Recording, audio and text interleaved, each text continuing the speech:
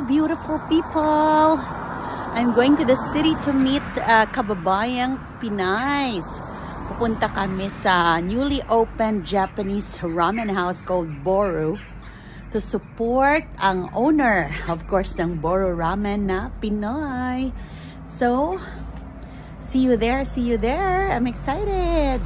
Yan, dito na tayo sa city. Malapit na tayo sa restaurant.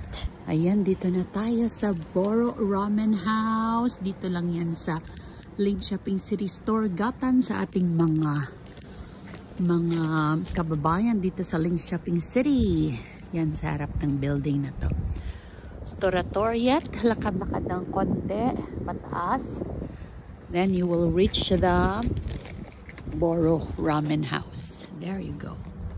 Ayan, dito na tayo. Ayan si Chef Jenna. Yan.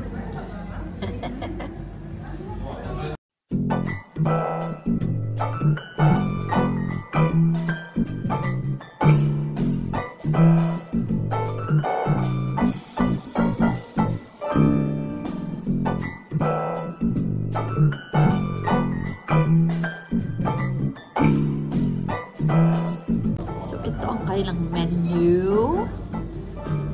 Yan.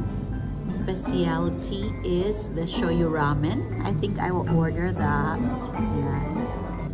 So, ito na mga beauties. Yes. Yan. Chef Jack.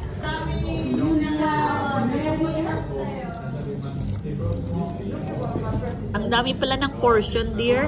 Yes. Hindi ka Wow, wow, wow.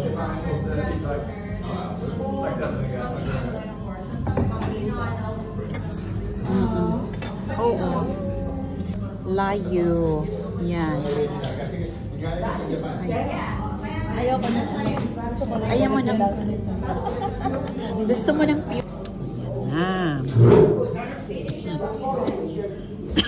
So, ang laki ng portion. This is called shoyu ramen. Meron siyang napakalambot na meat. Ang nagustuhan ko kasi may konting taba-taba. Tapos meron siyang inopen na raw egg pero naluto na siya sa mainit na soup. Ang sarap. At the bottom, meron siyang noodles. Tapos on the side, merong kelp na dried.